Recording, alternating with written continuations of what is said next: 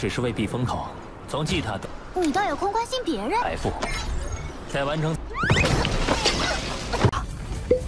将时刻废梦者。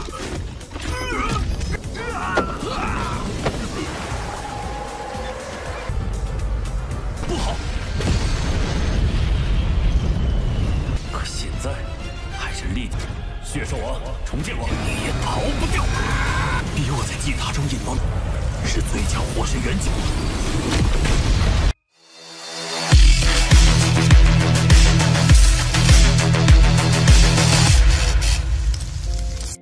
Halo semuanya, selamat datang di Ruang Sinema. Bagaimana kabar kalian semua? Semoga selalu sehat dan baik-baik saja. Sesuai jadwal, jadi pada hari ini kita akan kembali melanjutkan series Donghua Penakluk Bintang episode terbaru, yang mana ini adalah episode yang ke-191. Bagi yang mau bergabung dengan series ini, kita sudah sediakan playlistnya, jadi kalian bisa dengan mudah mencari di mana episode awal dari series ini. Sebelum kita mulai episode terbarunya, kita akan melihat dulu apa saja yang telah terjadi pada episode sebelumnya. Kemarin Raja Changjin sangatlah murka karena tidak dapat membuka harta ini. Alhasil ia pun melampiaskan amarahnya kepada Lao Fang dan yang lainnya. Terlebih lagi dia itu yang mendapatkan semua harta yang mereka miliki.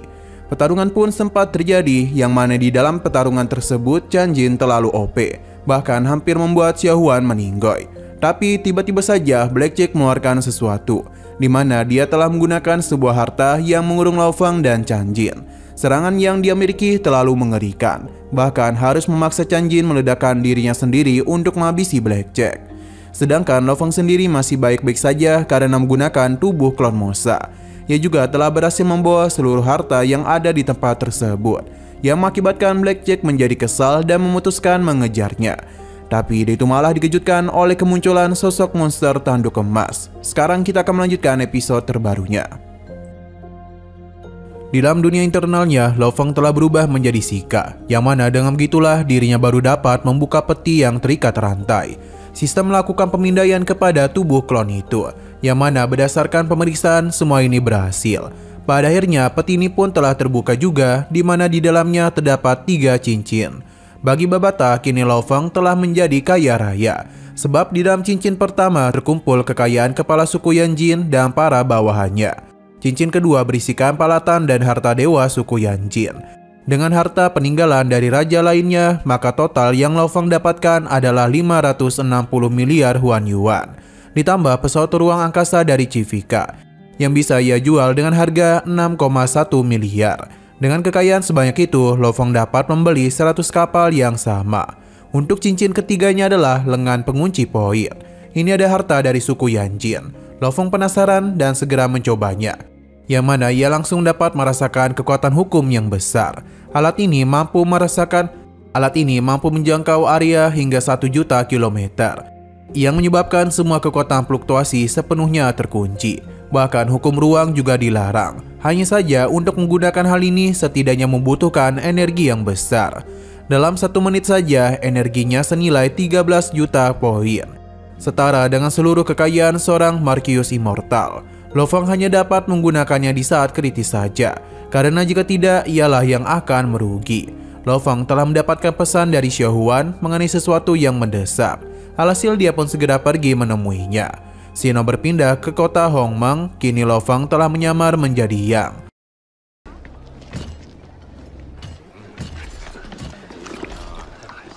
Ia datang untuk menemui Xiaohuan, yang mana Lao Fang pun diberikan sebuah minuman. Xiaohuan memberitahu kalau banyak orang yang bertanya kepadanya, apakah Lao Fang itu telah mendapatkan harta menara pengorbanan. Xiaohuan tentu tidaklah membicarakan hal itu, namun orang-orang masihlah penasaran dan terus melakukan penyelidikan. Lao Fang bisa mendengar hal ini dari pembicaraan orang-orang. Sedangkan di sisi menara pengorbanan ada 2 sosok kuat yang tengah melakukan penyelidikan kemari, di mana mereka mulai percaya dengan perkataan Zizou kalau harta di sini diambil oleh manusia bernama Yang. Mereka pun penasaran di manakah manusia itu bersembunyi. Selain mereka berdua, di sisi luar terlihat juga ada beberapa orang yang tengah kemari. Tidak hanya itu saja, namun baru-baru ini berita telah memberitahu kalau Lao Fang bersembunyi di dalam barak manusia, yang mana ini membuat orang-orang tersebut tidak dapat melakukan apa-apa kepadanya.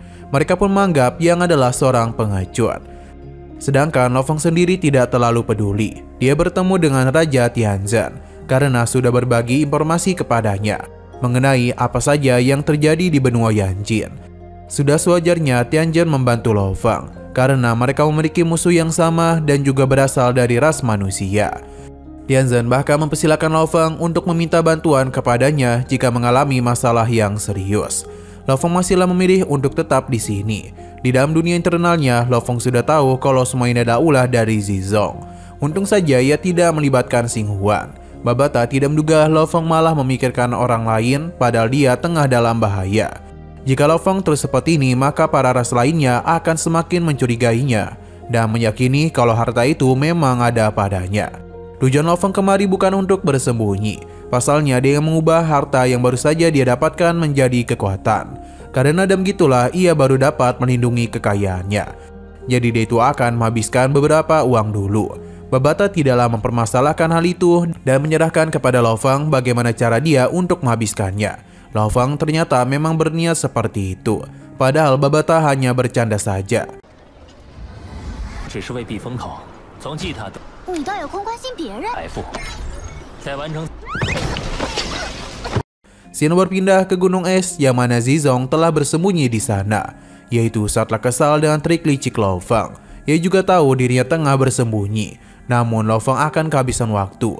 Jika dia keluar, maka Zizong akan mengatasinya, sebab dia itu tidak akan dapat melupakan apa yang telah dia lakukan. Kembali kepada Lo Feng, yang mana dia masihlah tetap berada di camp manusia, dan kini pergi ke dalam cincin dunia. Sejumlah sumber daya sudah ia gunakan untuk meningkatkan kekuatan binatang bertanduk emas. Kristal api Dewa Yuan juga dia beli untuk keperluan darurat. Kristal air digunakan untuk memberi daya pada sarung tangan pengunci poin. Dan yang paling mahal adalah racun iblis. Setidaknya 300 miliar yuan untuk sekali teguk saja. Babata pun agak kesal karena Lo Feng menghabiskan begitu banyak harta untuk itu saja. Tapi semua ini dilakukan untuk mempersiapkan diri. Pasalnya racun ini mampu merusak tubuh abadi. Racun itu diciptakan oleh Bowling. Jadi dirinya percaya dengan racun itu, maka tubuh abadi akan dihancurkan. Kembali ke sisi luar di mana Bowling memberitahu kalau dia harus menggunakan racun itu pada pedangnya. Satu tetes saja sudah mampu menghabisi Master di Immortal Puncak. Namun tetap saja racun itu harus mengenai tubuh abadinya dulu. Jika sampai salah menggunakan racun itu, maka makhluk hidup yang berada di sekitaran sana dapat dalam bahaya. Bahkan bisa menghancurkan satu planet.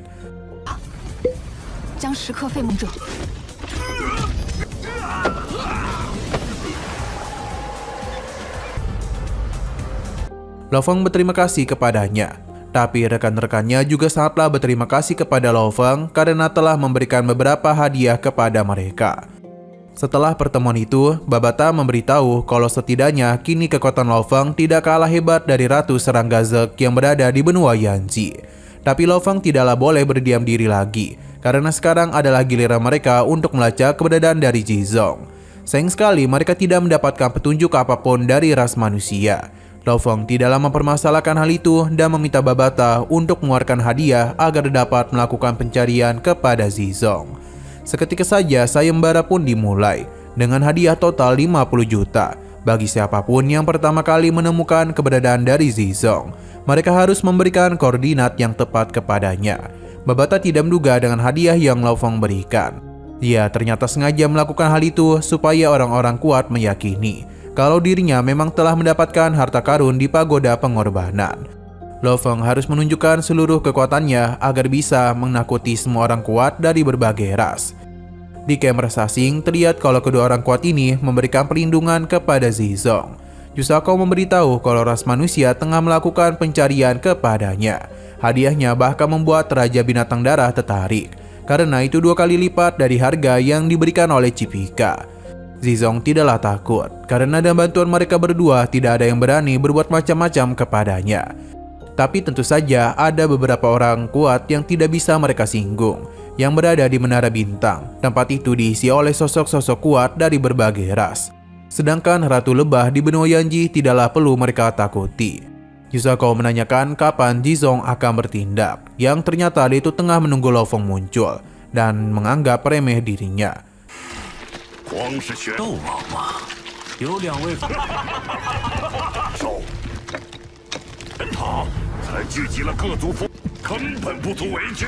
Xeno berpindah ke benua es lagi, yang mana disinilah Zizong bersembunyi.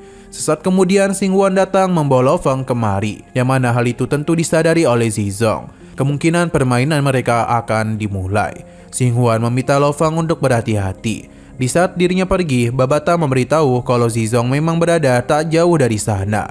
Sepertinya ia juga telah merasakan kehadirannya, namun tidak melakukan apa-apa. Lo Feng sudah tahu kalau Zizong sudah menyiapkan jebakan untuknya. Jadi dia melihat apa yang dia miliki, karena semakin Zizong percaya diri, maka akan mudah baginya untuk mengalahkannya. Yelena pun dirinya keluarkan, yang mana para serangga Zerg juga ikut dia keluarkan. Zizong yang tidak tahu apa-apa di luar sana langsung saja menerima sebuah serangan. Ini tentu mengejutkan dirinya karena serangan tersebut tidak dapat dia prediksi. Untung saja Zizong masih dapat menghindari serangan tersebut.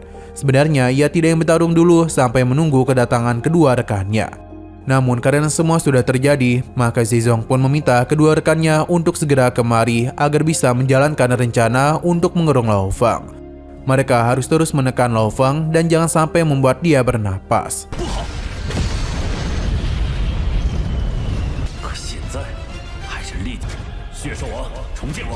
Pada akhirnya Lo Feng dan Zizong kembali bertemu setelah saling bersembunyi satu sama lain. Zizong menganggap Lo Feng hanyalah seorang pengecut saja. Jadi pada hari ini dirinya akan membawa Lo Feng kepada kematian. Untuk sementara dia akan mengulur waktu supaya kedua rekannya bisa datang kemari. Dengan kehadiran mereka, maka Lo Feng bisa dihabisi dengan mudah. Zizong pun ingin melihat apa lagi yang bisa Lo Feng lakukan. Sedangkan bagi Lo Feng, apapun yang dia rencanakan semua itu tidak ada gunanya. Kesal diremehkan saat jugalah pertarungan pun akan terjadi. Namun Lo Feng dikejutkan dengan serangan tiba-tiba dari Jusakao dan Raja Binatang Darah. Serangan yang mereka lakukan sempat mengejutkan Lo Feng. Ia bahkan terpental oleh serangan mereka. Dengan begini mereka pun mulai percaya diri bisa menghabisi Lo Feng. Tapi akhirnya Lo Feng pun menggunakan harta barunya, yang seketika saja memberikan tekanan yang kuat kepada para immortal ini. Dengan begini seluruh area di sana pun terblokir karena kekuatan hukum mereka tidak akan dapat digunakan. Para kaisar ini kesal karena Zizong mengatakan manusia ini lemah, tapi kini kekuatan teleportasi dan ruang mereka tak dapat digunakan. Zizong mulai sadar kalau Lo Feng telah menggunakan harta rahasia dari menara pengorbanan. Harta itu memiliki harga yang tak ternilai. Jadi karena itulah mereka akan menghabisi Lo Feng supaya bisa mendapatkan semua hartanya. Tapi hal itu tidaklah semudah yang mereka kira. Pasalnya Lo Feng mengeluarkan kristal Dewa Api yang memiliki daya ledak 10 kali lipat dari penghancuran diri seorang immortal. Zizong pun menjadi sangat panik karena serangan ini jauh lebih mengerikan dari kristal Dewa Api yang dulu dirinya gunakan. Mereka pun berusaha melarikan diri, tapi Lo Feng tidak ada niatan untuk membiarkan hal itu terjadi. Dengan terblokirnya ruang, maka mereka tidak bisa melarikan diri dengan teleportasi. Seketika saja tubuh mereka pun harus hancur akibat ledakan tersebut. Hal ini bahkan terjadi selama beberapa kali.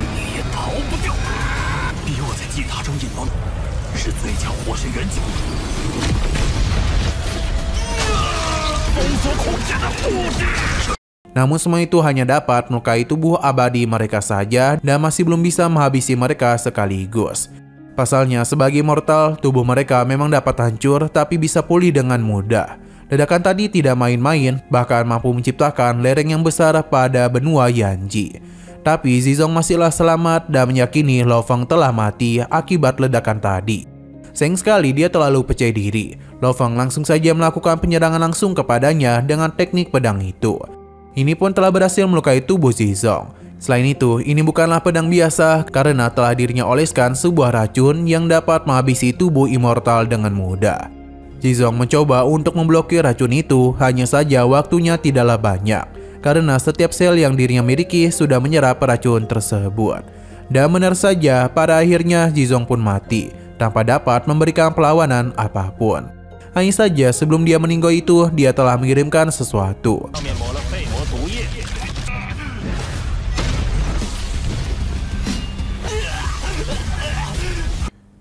Nah, sayang sekali lagi seru-serunya, episodenya pun harus bersambung dulu. Namun sebelum kita akhiri, seperti biasa kita akan melihat preview bagian selanjutnya, di mana Lo Feng telah menjadi incaran banyak orang karena bagaimanapun orang-orang sudah tahu kalau ia telah memanen semua harta di pagoda. Lo Fong yang sudah menduga hal tersebut telah menyiapkan diri dengan sangat baik. Jadi dalam pertarungan tersebut terlihat betapa mendominasinya Lo Fong. Seluruh serangan yang dia lancarkan mampu dan mudah mengalahkan musuh-musuhnya. Sedangkan para musuhnya sendiri sangat kesulitan untuk mengalahkan dirinya. Padahal jumlah mereka sangatlah banyak. Sedangkan Lo Fong hanya seorang diri saja.